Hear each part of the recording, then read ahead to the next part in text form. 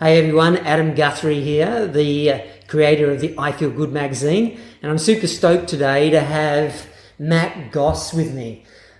Matt is he is the creator and founder of Herbidoor, which is this cool vegan, pre-made, fresh, delivered to your door meals, pre-made meals. It is, and we're going to eat these, mate. All right. Shall we eat them on the video or shall we eat them later? This one you can eat cold. Okay, yep. Awesome. This one you need to warm up. Okay, we might have that later. Okay. So, guys, I'm really interested in Matt, particularly for a few reasons. Number one, why he became vegan. And number two, how that led into doing Herbidoor, which is, spreading and growing. And he's just come off the back of a delivery today. He does, around Byron today. Is that true? We've gone from Tweed all the way down to Lismore, Ballina and up to Byron on the coast and everything. So we've done that whole area every Tuesday. Yeah. Every Tuesday? Every Tuesday. Yeah, and he's just popped into my place and thought he'd drop me a meal. So I need to get to see how well they're going off the chef. So, Matt, let's start by how did you become vegan and why did you do it? Right. Why would you want to go down the vegan path? Why would I want it? It's pretty interesting actually. So in my family there's a little bit of hemochromatosis. Mm-hmm. So red meats and stuff don't really agree with us. I need to bleed every 3 months to keep my iron levels low. Mm-hmm. So not eating meat sort of made sense on that side of things. Also, my partner and my wife, soon to be dad as well, pretty stoked about. She'd been vegetarian vegan for a long time, and I was still on an omni diet. And how long by the way, his partner, his wife, mum-to-be, is Amanda Rose, which you've probably already seen we featured Amanda in the I Feel Good magazine before. Mm-hmm. So you guys were together. Yep. She was vegetarian at the time? The very first time we went out on a date, I ordered a plate of, is it carpaccio, the really thinly sliced meat, raw with olive oil on top of it. Yeah. I knew she was a vegetarian at that stage. It was only about a year or so later she went to being vegan, but I ate that whole plate in front of her to see what her reaction was. And she stayed and she didn't go. So I thought, I've got someone that's tolerable of me and myself. And then our diet mainly consisted of a lot of vegetarian vegan foods and then eventually no vegetarian and vegan meals, and I'd just add meat to that sort of stuff. But when I ate just the plant-based foods, I felt way better. I was studying a martial art on the Gold Coast called Arakan, and after a month of just eating vegan food, my energy was through the roof, running laps around everyone. When they was recovering, I was still good to go. And my instructor actually pulled me aside and goes, "What are you on? Did you take some sort of pre-workout? What was it?" I just said, "Man, I just haven't been eating any meat. No fish, no eggs, no dairy, no nothing." Wow. So my body responds really well to it. Yeah, so you noticed that Yeah. when doing the martial arts. Yeah. And so what did the other guys think about that, that you were still ready to go after they're exhausted trying to recover from the last session? I didn't really pay attention because I was in my own little zone, my own little world, and worrying about what instruction was coming next and getting the most out of my time while I was there. Yeah. Wow.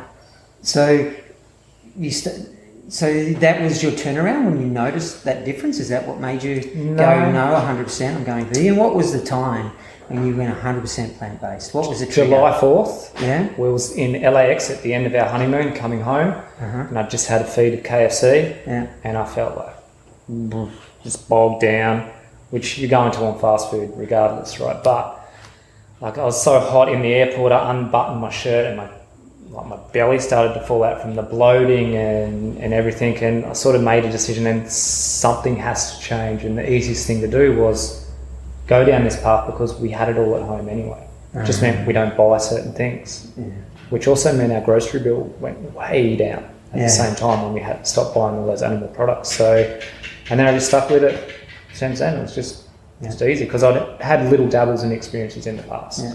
So how long ago was that? When was the wedding? So that was July 4, that's about nearly 18 months ago now. 18 months. Yeah. So you've been 100% plant-based, vegan for only about a year and a half. Wow.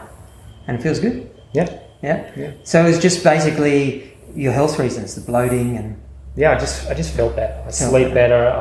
I handle stress better. But then I seem to put more stress on myself anyway. But yeah, everything, my energy, my thinking, my problem solving is it's just better. It's faster. I think in different ways a little bit as well, where I can sort of, I'm a very reactive thinker when I see an issue or a problem, and I'm like, right, how do I solve this right now? And that's become much faster. Yeah, so you've noticed this clarity of thought. Yeah. Wow. Yeah. That happens to a lot of people. That happened to me too. You know, you think super clear, and it's like your consciousness expands. You can see things in a different perspective. Interesting, man. Yeah, it was. Yeah. So, was it hard to... Well, it wouldn't have been hard. You had a wife that was already plant-based. No, it was easy. And you don't miss meat anymore now?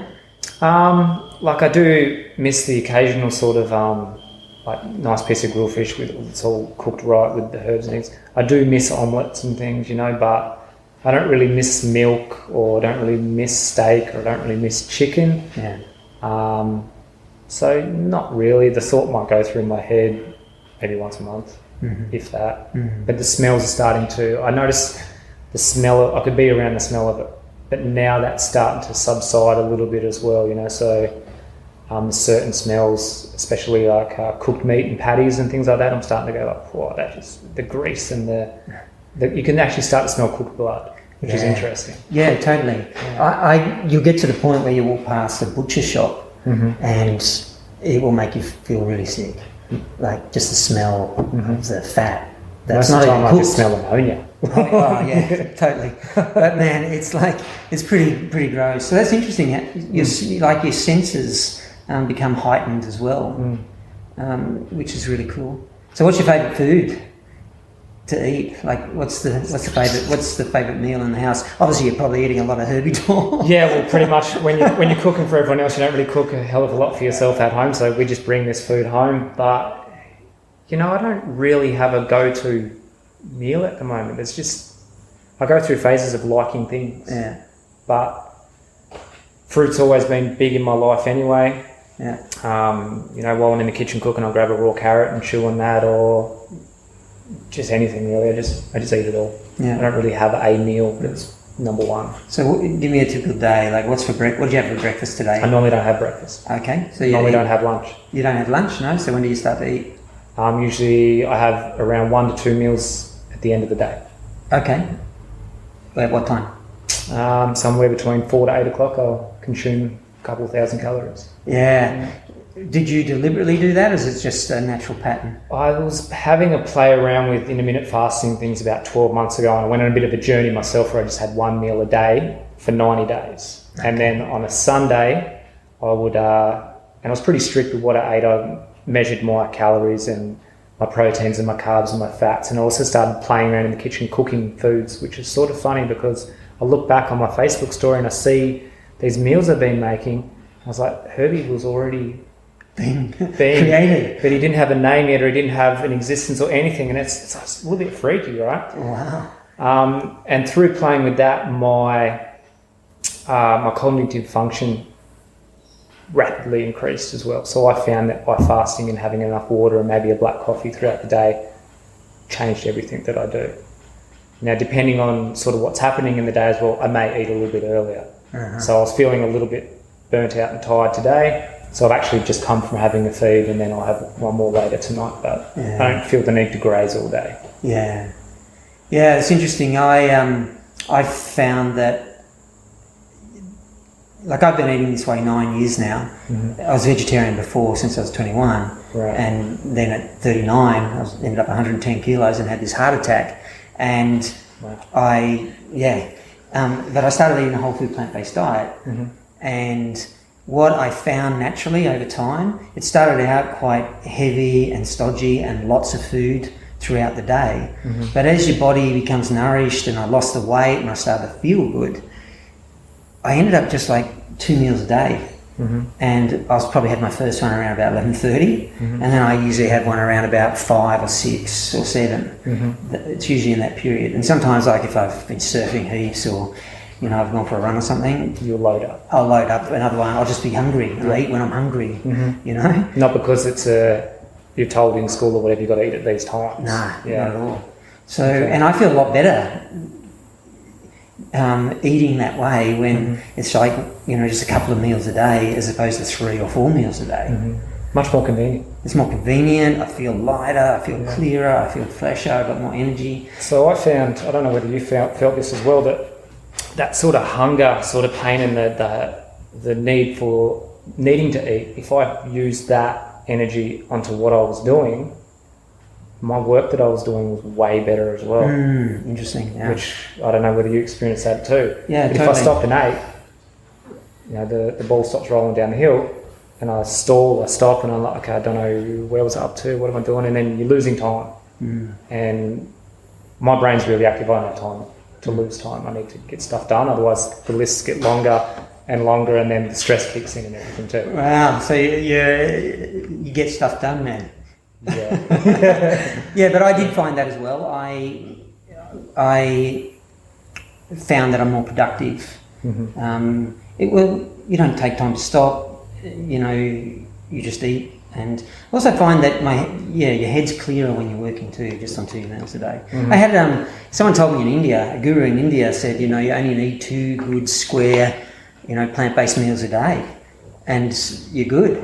There we Super go. good, yeah. So while you're fasting for 10 weeks, 1 meal a day, 1 meal a week, was it? No, 1 meal a day. 1 meal a day. Usually at night time. Yeah. And so I'd spend all morning, have some water, and get my body primed up and get my work done, and then I'd go and do a workout, and then I'd come home and eat, and then I'd go to bed.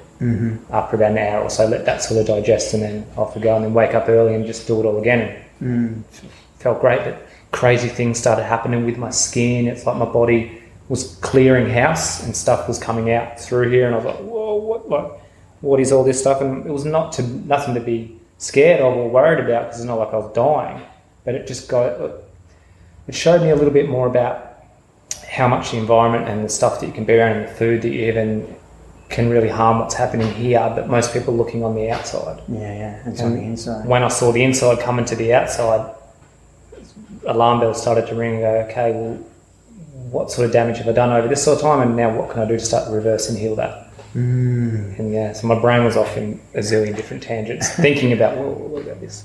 Okay, yeah, it was everywhere. And it's interesting, stuff was coming out your skin. What was coming out? Sort of like little rashes, and it sort of like little tracks marks, and it was weird. Like I went to the doctor, and the doctor's like,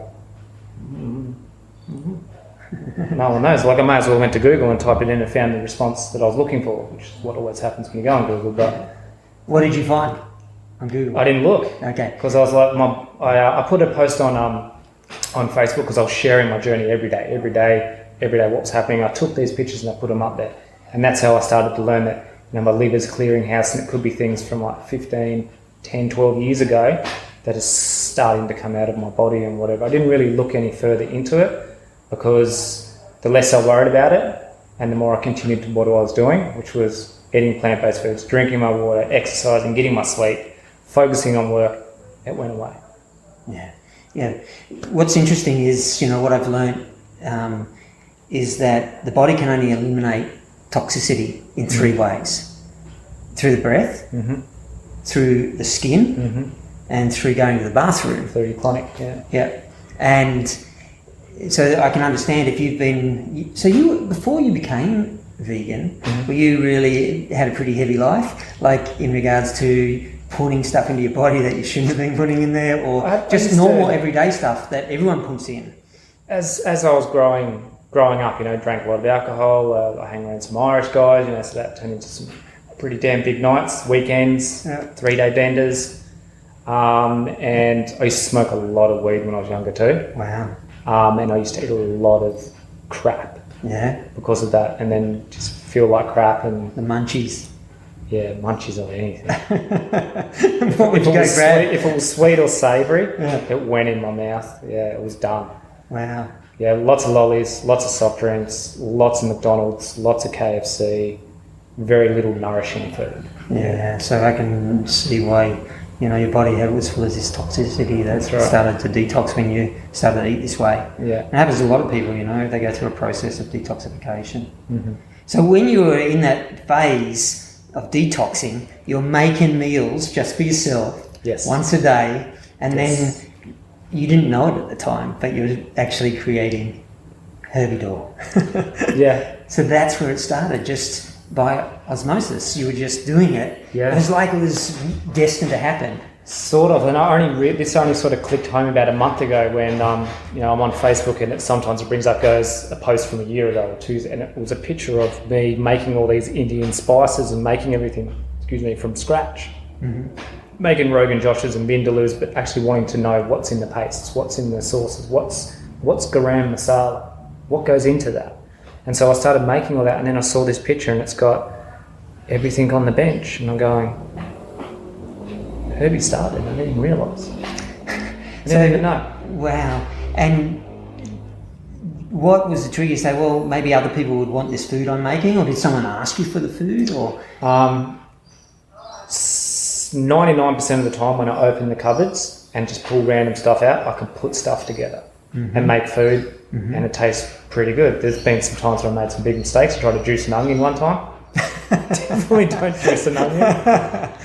Back when I used to eat meats and dairy stuff, I tried to make cheese sauce out of a block of cheese. Pot and spoon in the bin, that doesn't work either. And there's been times where I've used way too much orange peel, and it's just this gaseous, really bitter sort of thing. Yeah. And Amanda goes to me, she goes, why don't you just put a post in the Facebook group and go, hey, I can cook some food. And these are the ones I'm going to make. So I hadn't even made the food yet. I had no website. I had no way of processing money. If someone wanted to pay with a credit card, I just put it out there. Within 24 hours, first sale's done. So they put their order in on they clicked on a link in the post, typed in their details of what they wanted, ticked the boxes of the food. I got on the phone and rang them and said, how do you want to pay for this? And then proceeded to cook the food and get it delivered. Wow. And that's how it started. Wow. And when was that? That was around April, May this year. Okay, so it's really only young and early. Yeah, because I pull into a service station on the Gold Coast just recently, and to fill up with petrol, and I walk in there and these are in there. I'm going, man, he's got them everywhere. Yeah, I'm working. So where are they? So people can order them online. Online, yeah. And you've got them also in outlets, yeah. Yeah, so Chug and BP, I really work with them a lot, so they come up with good packaging, good promotional sort of sleeves and things, so that they caught people's eyesight. There's some really big players in this market, but they don't deal in vegan foods on a retail basis. They'll just keep it in-house. But the big players out there, I'm sort of competing to get people to eat plant-based foods when there's, the majority of people don't eat that. So I needed something that stood out to them. So I work really close with Holly from Chug and BP. Thank you if you're watching. That's actually where I saw them. Yeah, there you go. Yeah. They're great in it. They even make their own vegan muffins, and they're really on top of that sort of stuff, and turning it from a place where you buy fuel to a place where you can get a good vegan feed as well, which is really cool. It is cool. Yeah. And there's a big sign out the front saying vegan, food. And it's good. I went, wow, this is cool. And then in the last 2 weeks, IGAs have started sending me emails and going, hey, we want to stock your food. So there's a demand. It's organically happening all by itself. So 2 weeks ago, we went to Broadbeach Central IGA. So if you're in Broadbeach on the Gold Coast, jump in there. And Mount Cotton yesterday for the very first time. They're opening up a brand new IGA 2 doors down from their old one. And they've got a massive range of vegan foods. Massive. And there's Herbie, front and centre, middle of the shelf, ready to go. Mate, how does that make you feel? You walk into a supermarket and there's... It's a little bit surreal because I'm not a chef. Yeah. I have no idea what I'm doing in the kitchen. I've worked in kitchens before, worked in Macca's when I was younger, but that's all systemised. That's ready to go. You walk in, plug yourself in, and they scream at you until you get it right. And I've just been a dishy. So you've had no qualifications as a chef. No. Interesting you say Macca's is systemised. Are you taking a bit of that methodology? It's embedding to me. Yeah. Into what you're doing with... I'm attempting. Yeah. I don't know whether I'm doing it right. Hey, there's a great book that probably would be really helpful for you if you want to systemise things, especially a business. If someone's got a business, you may have read this book before, you may not have, but if you haven't, it's super good. It's all about systemizing. It's called The E-Myth. We've got it on the shelf. The Entrepreneurial Myth. It's a great book. Wow. It's one of the first business books I ever read.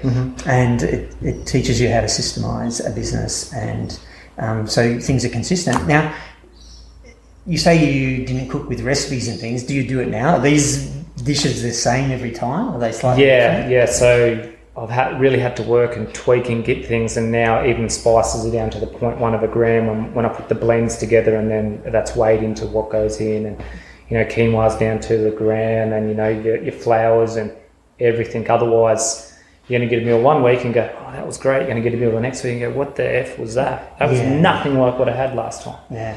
So I think that's naturally occurring in my mind, that consistency is key.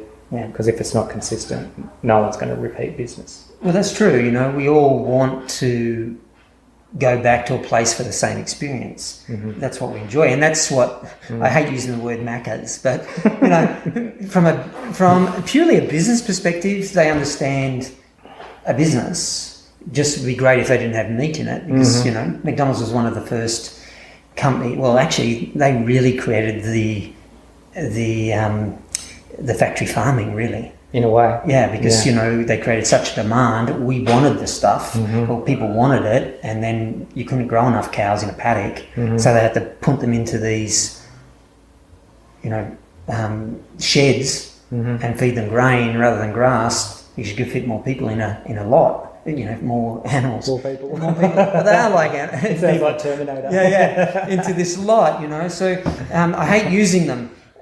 But if we could take plant-based perspective on that, the consistency, because that's one of the key things. You can go to an outlet like that anywhere in the world and it's the same. Well, they've done the hard work. They've done a proven process. Yeah. So it's just mimic and sort of edit and mould into what you already do now.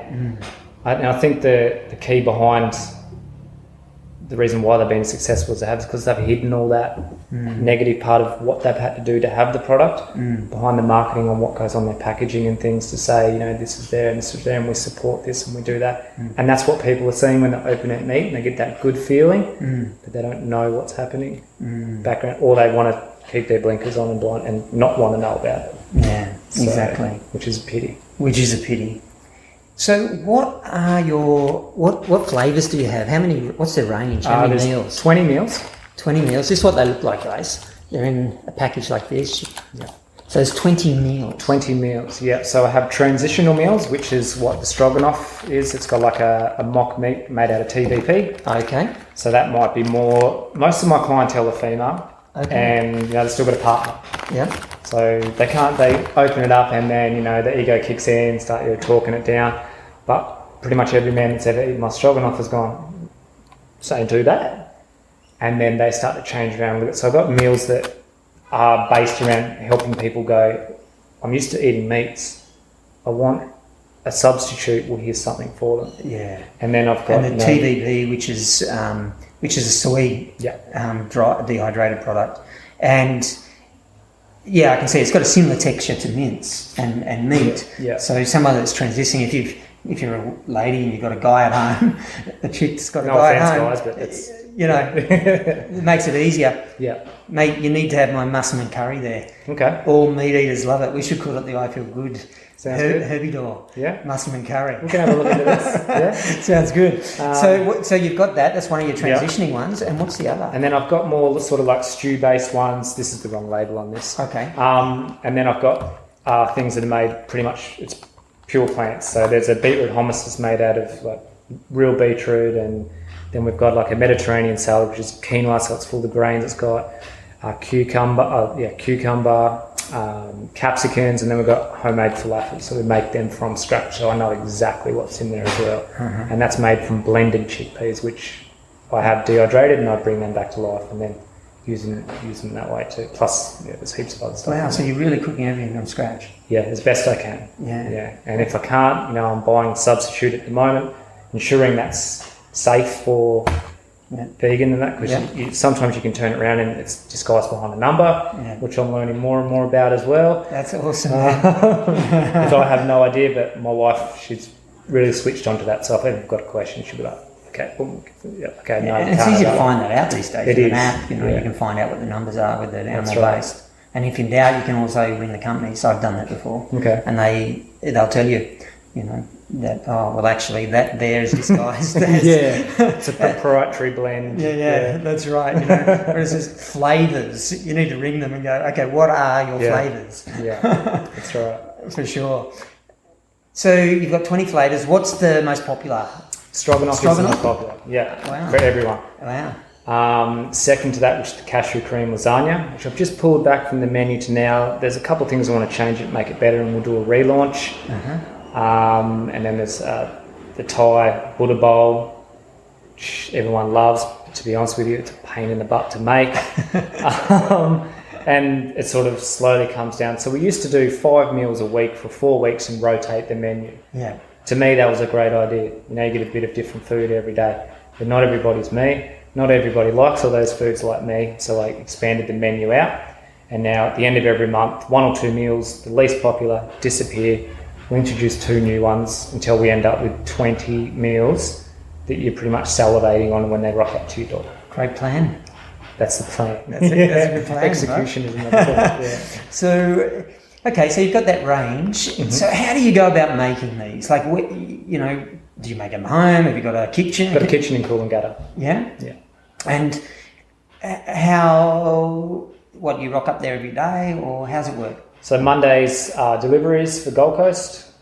Tuesdays are deliveries for Northern New South Wales, where we are now. Wednesday's prep day, get the shopping done, yes, go see the farmers, etc. There's a local farmer in Kingscliff, get a lot of my stuff from, called Mate and Matt. So if you're in that area, pop in and grab some food. Name dropping all over the place. You are, mate. That's fine. And so he grows good produce. Yeah, and they get stuff in from a lot of other farmers as well, and then it's all there, so you can put an order in.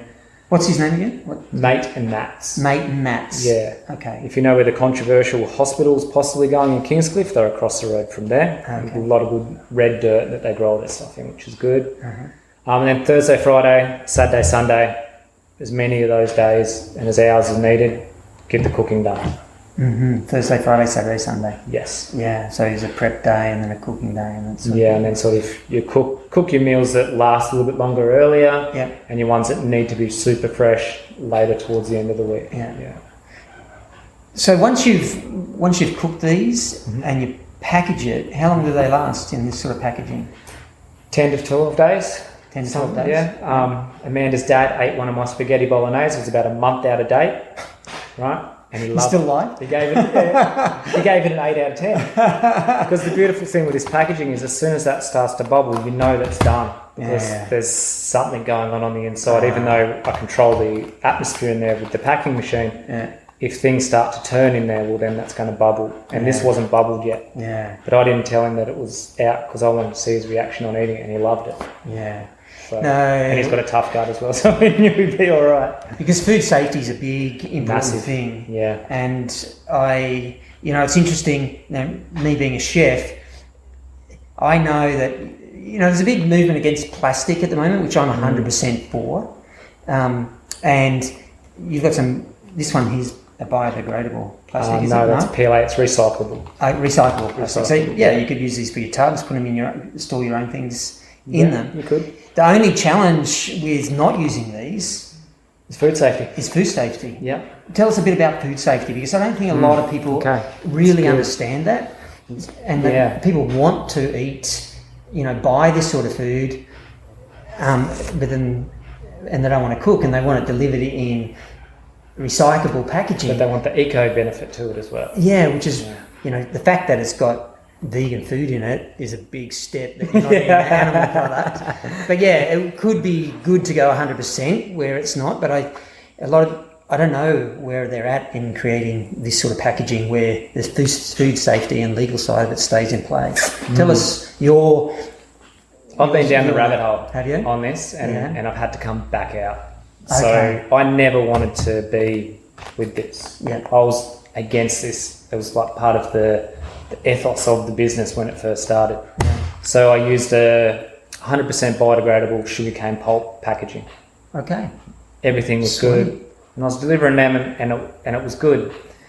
But when you're stacking 3 or 4 meals on top of each other, the bottom one's starting to get a bit compressed, so the meal's going to lose its value. The fibres with this PLA, they're tight, that's watertight, nothing's going to come out. But with the sugarcane pulp, there's space if you look at it at like a microscopic level. So that's going to let in air and it's going to let out moisture. So the food starts to lose its value. They used to sweat as well. So people would be stacking them up, slot them in the freezer, go to take them out, and they're stuck and they're picking up like 4 meals. And you could throw them at the ground, they're not going to break apart. So for me, looking at people buying food and spending money with me and entrusting me to feed them, it didn't feel right for them to have to throw food away. And not many people were telling me that. I had to sort of find out the hard way by surveying my customers and getting on the phone and ringing them and going, hey, you ordered before, you haven't ordered in 3 or 4 weeks, what changed, what happened? This was one of the reasons why. Interesting, okay. Speaking to food safety, the government department of them, the containers I was using are only really good for takeaway. You can have a restaurant, you can rock up, grab that stuff, or you can beat a food truck or something like that, and you consume that food within 48 hours with that lid. Depending on what's inside, it's usually going to be good as long as it's kept chilled. But my food's designed to be made a couple of days before delivery and possibly not eaten for up to 7 days. So that food's not going to be any good. It's going to be dehydrated. It's going to look like a drought-ridden paddock. Some of the curries and things were just wasn't on. And technically, you're not allowed to do it. So I had to go from a legal point of view. A legal food safety point of view. And it's a new business. So you're forced to go this way. Yeah. You didn't want to. And you don't have a war chest to open up to try and fight and argue about things when you're trying to develop your own products and things anyway. Yeah. So the hunt began. Contacted companies in America, contacted companies in Europe, contacted companies in Asia. Do you have a 100% biodegradable packaging that I can heat seal, gas flush, control the freshness of the food? It's not going to leak. It's not going to stick together if it sweats. People can freeze it. People can heat it. Because that was a great thing about the sugarcane ones. People could put the lasagna in the oven and reheat it. You can't put this in the oven. And if you do, please don't eat the food. Because the PLA is not going to be good for the meals. So no one had anything. No one's really developing anything apart from one company, possibly in the UK. Prototyping something costs hundreds of thousands of dollars, and that's if you get it right the first time. And I don't have the bank, probably the patience, and I had enough other things going with trying to get Herbie right off the ground to do that. So I'm waiting. And I asked my audience, and do you know of anyone? And some of them are researching, and when I deliver the food to them, they'll be like, I can't find anything either. But when I changed to this, I did lose business. I picked up a lot more business from it, but there's customers that refuse to order from me because of this, and I haven't had the opportunity to speak to them and go, this is why I had to do it, because I've just gone anti-plastic, but they don't understand the laws and obligations I have to adhere to as a food business. Yeah. No, I totally get that and understand it coming from a chef point of view and serving food at a safe level to the public. All the others, the meat companies that you buy in a supermarket are in this sort of packaging too, aren't they? And all the other vegetarian companies are using a plastic. Ones that are larger, a lot of your little companies that start off come from the same roots as what I had. Let's keep it clean and green. But you're limited by how far your business can actually progress because you're just waiting that one day. The phone's going to ring, and you're going to get in trouble. But the beautiful thing about it is recycled, and it's all about progress, not perfection. The fact that there's another meal here, that there's been less suffering, no animal has been destroyed eating it, and also animal agriculture is the biggest thing contributor to global warming. So you're actually doing good to the planet from an emissions point of view by having a vegan meal. And this here, if we recycle these and have them at home, you're doing good. It's still we're probably ahead of the curve. We're just waiting for this, and there's a lot of change happening around the planet, which is good. So something might not be far away. Yeah. And when it is, Yeah. and it's suitable for this, You'll grab it. I'm there. Yeah, and it will happen. Technology It has to. It has to happen. Yeah. Because I don't want to have, plastic, the minimum amount of plastic in the world, because I surf and I see what happens in the oceans. I spent 3 years in Bali and I surfed in the wet season there. And what happens in Bali in the wet season, well, in the dry season and all year up in the mountains, everyone just puts the rubbish into the canyons, in the rivers, on the banks. And then when the wet season comes, it just washes it all down into the ocean. And you're paddling in the ocean. And if you've ever surfed through or swam through seaweed before, okay, that's what it feels like, but it's actually plastic and nappies and rubbish. Nappies. Dirty nappies. Yeah. Like, how many people are using those disposable nappies? Yeah. Like, man, they're in the ocean. Like, it's pretty horrendous. So, mate, heads up to you that you're making great vegan food. I'm super stoked that you're looking at, where you got your finger on the pulse, that as soon as something that is biodegradable and environmental friendly comes out, you're going to be on it. On it, as long as it can heat and seal. You never know, there's someone probably watching going, I know something and I've missed it. Yeah. So if you hear of anything, contact us, and we'll put all your details obviously below this video, and contact us and let us know, because I'm sure there's people working on that right now. There has to be. There has to be. Yeah. And we're a long way away, we're in Australia. So if you're watching this in the States or Europe, call out. Okay. Which I'm learning a lot about now with logistics. Yeah. It's really hard to get something from one point to another in this country and still be profitable as a business. Yeah. It is crazy. Yeah. So you're up here on the North Coast and southeast Queensland, because you live up here and it's easy to get delivery around. But not Brisbane. You're not in Brisbane yet? It's too big.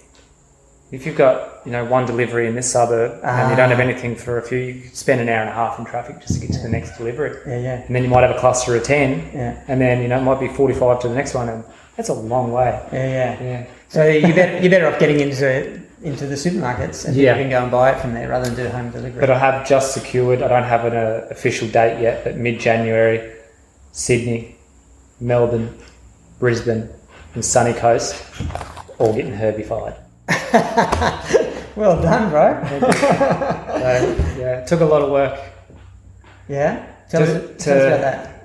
Well, the cost of making meals is less than what it costs me to get it from the Gold Coast to Sydney before it even then gets on a courier in Sydney to get to the home, because it has to be refrigerated the whole way.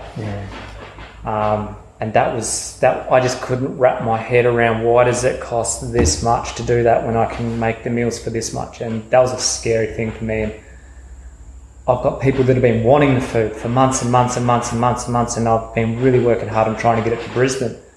And I've had people order and I'm refunding. The people order in Sydney and I'm refunding their meals because I can't get the food to them. Yeah, so there's a big demand, there's a but you demand just can't for get it. it there. Yeah. This is the cost. Because of the cost. So finally, just Friday being, which is 3-4 days ago now, I got the tick. And I just don't have the exact date yet. But when I do, it'll be announced. Yeah. Well done, man. You know what I admire about Matt? Just having this conversation with him, he's super persistent. What's no? What's no? No doesn't really mean no. No means fine. I need a better reason to say yes. That's right. Well, let's find a way to say yes. And hence eating this food. Yeah. Just, the mind's going, okay, well, if you don't do it that way, well, let's see what we can do there. And no, that, okay, that part. And I just keep going until there's a door that opens. Because there's always a way. There's always a way. There's always a way. And,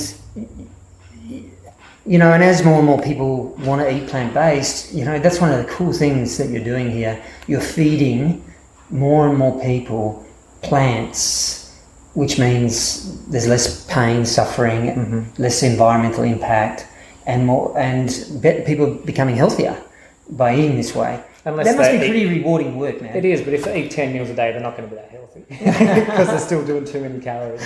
Well, that's true. That's true. But at least it's a plan, yeah? On the rewarding side of things, I don't really look at it for that standpoint.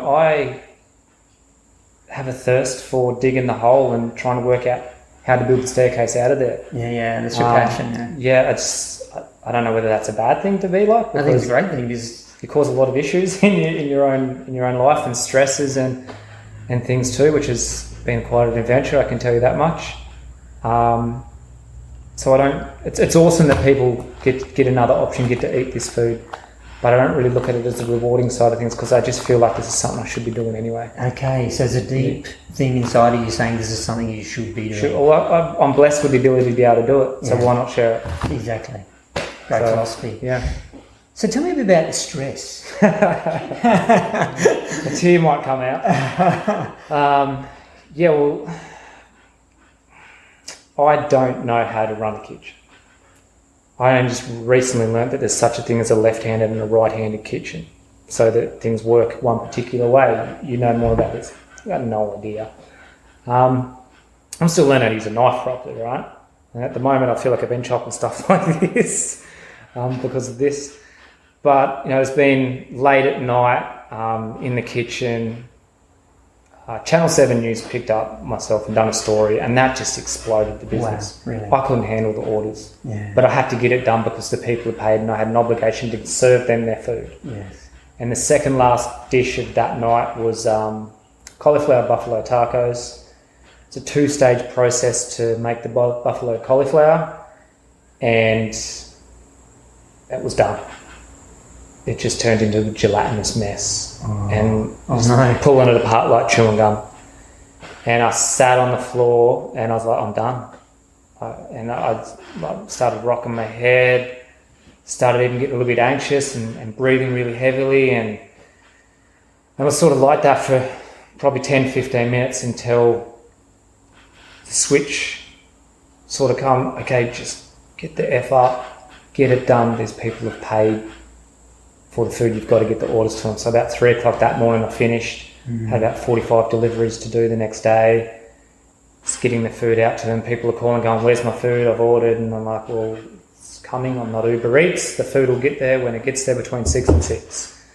So it was really, really stressful. So that was one time, which was, why am I even doing this? I don't have enough knowledge in this industry to do this. But I got past that. And then there's been times where I've been driving and I haven't had enough sleep because I've been cooking, and I pulled over on the side of the road and I screamed until my voice went. Wow. Because if I punched the steering wheel too hard, the airbag would have hit me in the face. And I didn't want a Takata airbag to match my face up. So they were all growing moments for me to find out, because nothing's ever going to be smooth. Mm-hmm. Nothing's ever going to be easy. And it's those hurdles that you hit that you find out what you're really made of and whether you are doing the right thing.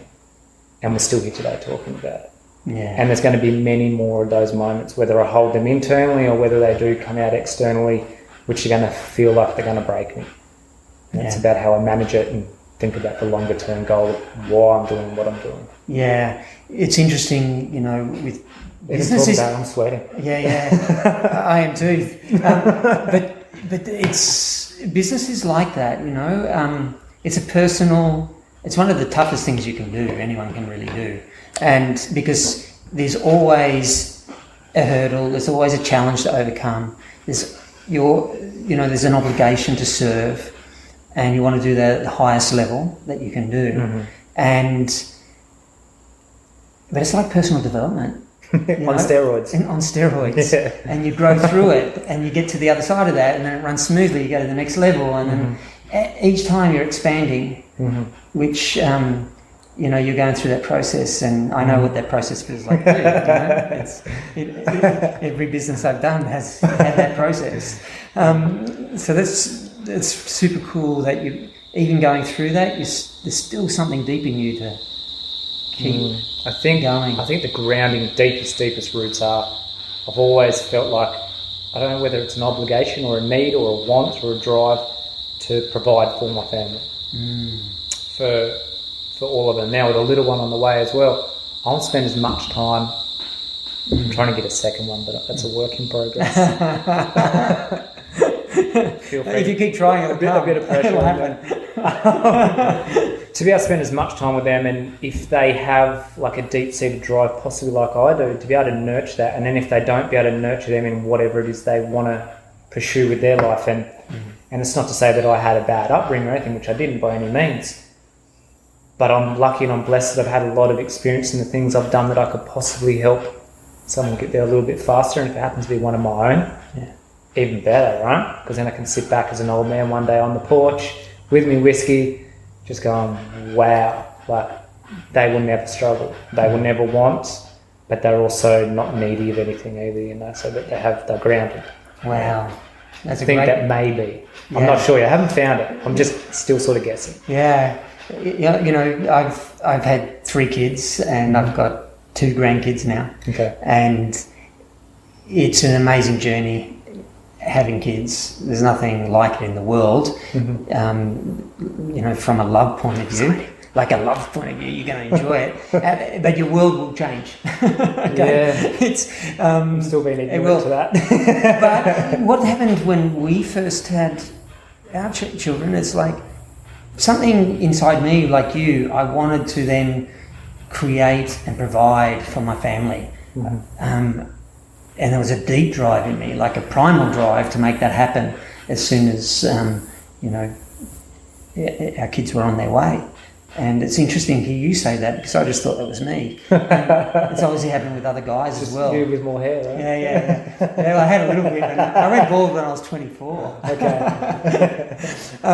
But yeah, definitely. So watch out, mate. It might start to come. That's the reason it's long, because there is a little monk patch growing up the top there. Is there? Really? Yep. And the receding sides here, that's a sign. That's the first signs. Well, it's pretty good that you want to do that for your family and support them, and what a great way to do it with eating and providing plant-based meals. So are you the only one that cooks? At the moment, yes, over this period, because we're on a bit of a slower period, because not many people want to order that much food. But come mid-January, between there and I guess Easter, probably looking at doing somewhere between 1,500 to 3,000 meals a week. Will not be cooking that by myself. Otherwise, there will be monumental meltdowns. So it's probably going to need 3 to 4 staff at the moment. I have a person at the moment, but they're on holidays the next couple of weeks as we wound down. We're doing anywhere between 300 to 500 meals, and that's the verge of breaking for both of us. Yeah. So that next level is going to mean better systemization. Better forward planning, less steps between things so that you can grab it and you've got access to it. But the kitchen's not that huge. You know, we've got 65 square metres, and that's with a cool room and a toilet and the sink and the prep benches and the oven and the stove and the trolleys, and then you've got to store your stock and your boxes, and so you might need a bigger premises soon, bud. Yeah, well, that's not a bad thing either. No, So it's growth for sure. And when you cook the food, what's going through your mind, your intention, you know? I just got to get this done. Yeah, it is. The pressure's there. I understand that. Like being in a commercial kitchen, cooking, you know, chefs are really stressed and under the pump. You've got like 50 dockets up there, that's cooking to order. It's the same here. You've got to get this ready because you're cooking fresh for the next day.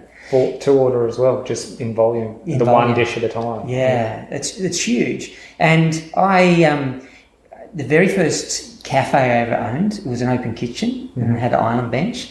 And this naturopath, who's still a very good friend of mine, she's like a mother to me, she said to me one day, she came up to the counter and said, "Adam, if you keep cooking with that energy, you're going to make people sick." And I went,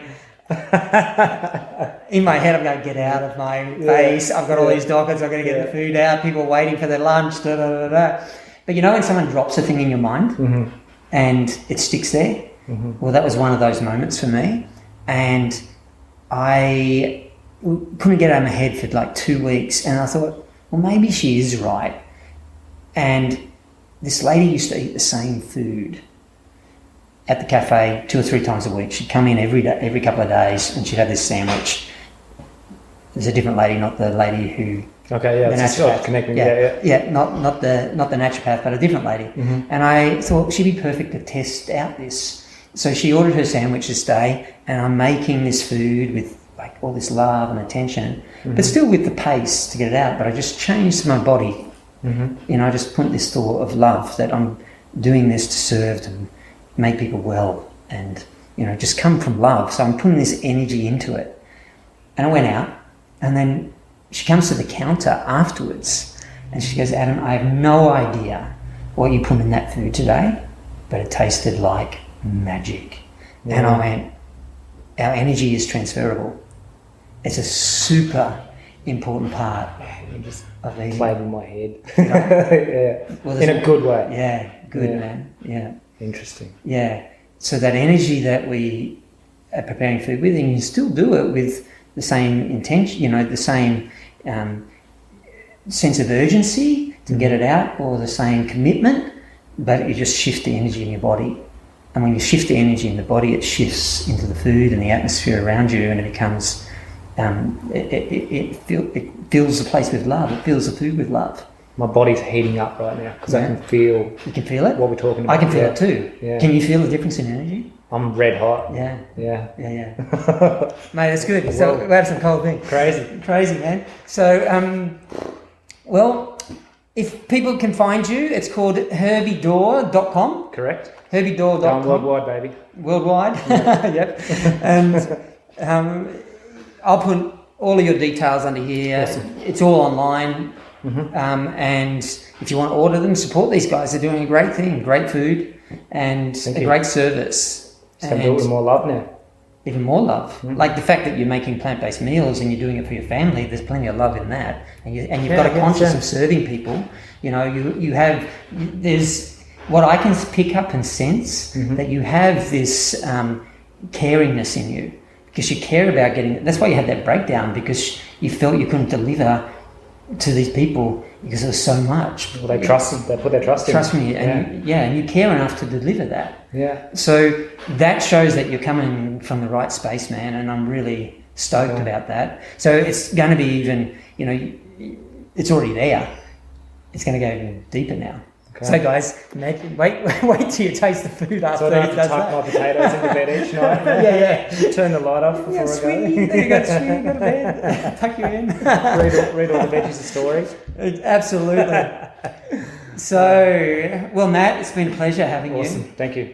No worries. Cheers, I got a little insight out of it as well. It's great. Yeah, me too. I can't wait to tuck into this now. We should tuck into it, yeah. So, guys, once again, it's been a pleasure chatting with Matt. Go and check out Herbidoor and go and get some of that loving food that he's making.